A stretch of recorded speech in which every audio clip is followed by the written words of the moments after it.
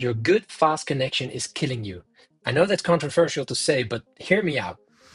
So you're paying for fiber and you have this great setup with a nice Wi-Fi router and the right cables in order to get the speeds that you need, but you still get the yellow flags and you still get the red flag and you still get more yellow flags. This is my life, man. We've been living it this year. I think many of us have been screaming at the computer at times because of the connection quality. You dumbass Liverpool stinky blood. And it is easy to just blame the EA servers for that, and I think we should, and we do, especially while playing the game, because you see the jitter and you feel it's off, and you pay a premium, and still you get a poor connection. But there might be more to the story, so let's dive into that together today, and I can promise you we will come to a surprising conclusion. First, we have to look at what the connection quality actually is, and the EA website describes it as we have three units. We have the ping, the jitter, and the packet loss. And those combined tell you something about your connection quality. So first off, ping measures the time it takes for the game data to travel between your console or PC to the game data center and back. So that's the ping, that's information going back and forth to the game data center. Then EA talks about jitter, and it says jitter measures the changes to your ping values over time. Basically, the fluctuations in speed. The third thing they talk about is packet loss, and that happens when the game data doesn't even make it back to your computer. So if we look at what EA says, this is the situation. We have my console, then you have your home situation with your ISP and connection, and then your router, and that sends it over to the EA server. But in my humble opinion, they've forgotten half of the equation, because there's always the crying little girl at the other end. And both of these connections have an influence on the overall game experience. So it's not just a round trip to the EA server, it's also related to the round trip on the other end of the EA server. So if we look back at the website should say ping measures the time it takes for game data to travel between your console or PC to the game data center and on to the opponent and all the way back to your console. I think that's a much better description of the situation we're in related to the connection quality. And obviously, I don't work for an ISP or for EA Sports, so it's really hard to see how they come up with that number. But it is a fact that when I connect to someone in Perth, which I recently did, I get a 90 ms notification right before the game. And when I connect to someone local, it should be 4 or 3 or 6 ms. That's what we see. So it cannot be that it's just about the round trip from my console to the server. So I feel that the website should be more specific there. We all see it before the game starts. We see the 4 ms and we see the 6 ms change. So that's how fast, how often these packages are actually measured. Just real quick, if you haven't caught on yet, I've visualized it here with the red arrow showing the direction that the information is flowing from the server to your console and back. And in an ideal situation, this ping is stable and fast throughout the whole game, and that gives the best gameplay experience. But what happens if there is a jitter? Jitter is the fluctuations in ping, which will happen if there's a traffic jam on one of the highways, that is the internet, and all the packages that we're trying to send cannot get through at the right time. So it'll become slower. So that's basically the jitter. I think that's our real enemy here. But how much of that is EA's fault or responsibility? So one thing we have to take into account is the location. Whereas if we look at the world, I'm here in Singapore, and I'm constantly connected to people in Australia, Indonesia, Vietnam, Thailand, Malaysia, all these countries that some of those are infamous for their poor connections. But regardless, even with a good connection, you can imagine that someone in Perth takes longer to get to that EA server in Singapore than my connection would be from Singapore to the Singapore server. So there's a physical element to it as well. And then there are things like how many players are there in your area? Because why doesn't EA just hook me up with players in Singapore? Well, that makes sense to me because there's, 5 million people in Singapore total? So how many of those are actually gamers? And then how many of the gamers are actually FIFA gamers? And then how many of those gamers are playing FC in April of the year still? And then how many of those play at my level?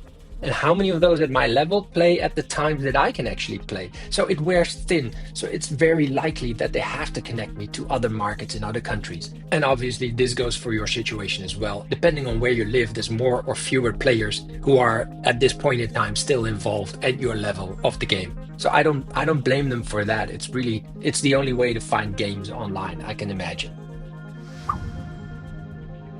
So what can we do about it? Well, first of all, this is why you invest in a good ISP and a good fiber optics connection and a good router with the right cables. So we have an optimal situation on our side of the connection. And we can only hope that our opponent does the same thing. And really the rest is up to your ISP and EA. There's not much that we can do about that, honestly. So this is where it gets really interesting, because a connection is always as fast as the slowest little bit, right? So what happens if your situation is optimized and you have 3 or 4 ms connection to the EA server? That's nice and fast.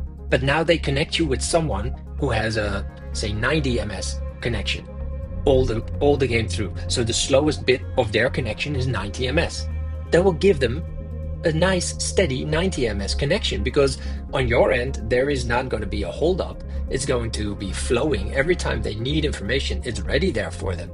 But on your end, it's stacking up because you're pushing in with 6 ms all the time or 10 ms all the time, but it only goes out per 90 ms. So it's going to be stacking up on your end of the EA server. So before they can send it over, but when they have demand, they get it. So it's much more steady.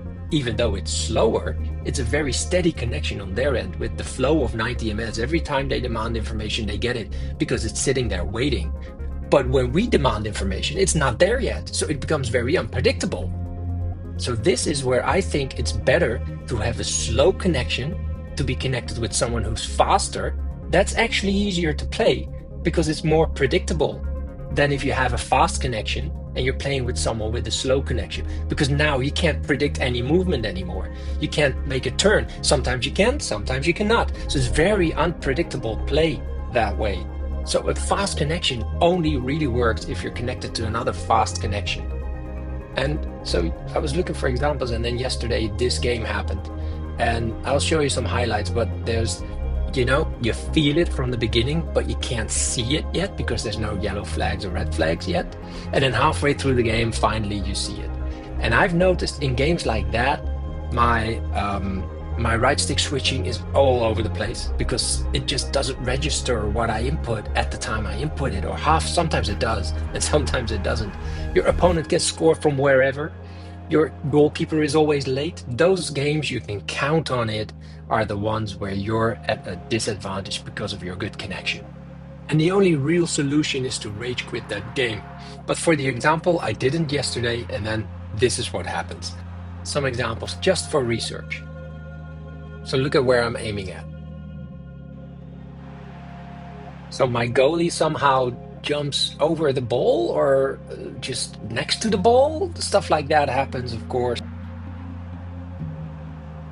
And then all of a sudden I can score 2 in a row. So then he's late for every ball for a few minutes. And of course then this happens where I'm aiming at my central defender, but because there's pressure, I need to switch early, but apparently that's too early in this game, whereas it's never that early, so you get these balls. And you can just tell that he's dancing around the ball where I am struggling to get my defenders to move into the correct direction at the same time.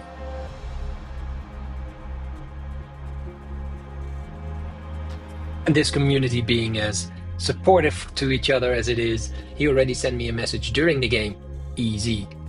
And so yeah, I thought I'd show you the conversation that followed after the game. But to be clear, not all my games are like this. I think this is about maybe 20% of my games that have like this connection issue. Other games I just lose because the opponent is clearly better or they outplay me, which is fine. I never really get worked up over that. But in games like this, it's just really hard to stay cool. And you can't really win those games, can you?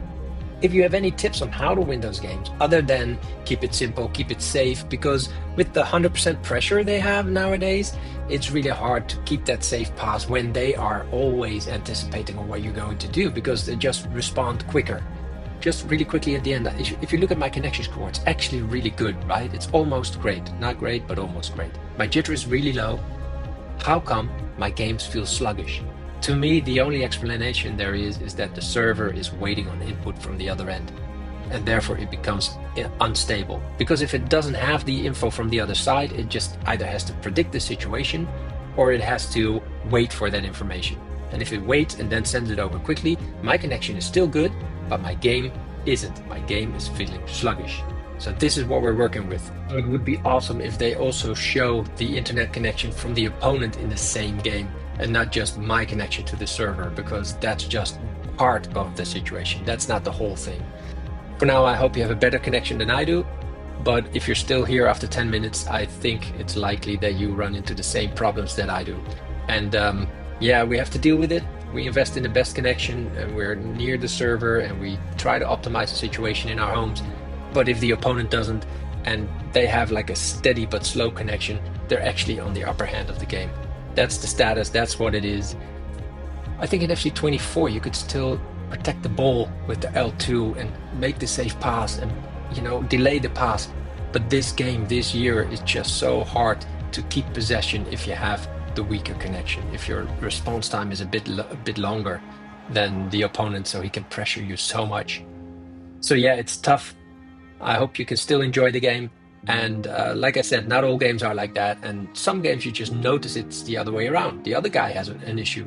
And I can tell because they run the wrong direction all the time, etc. So it goes both ways, but it's super annoying when you try to play and the game just doesn't do what it should do. Okay, thanks for watching. See you in the next one. Cheers, mate.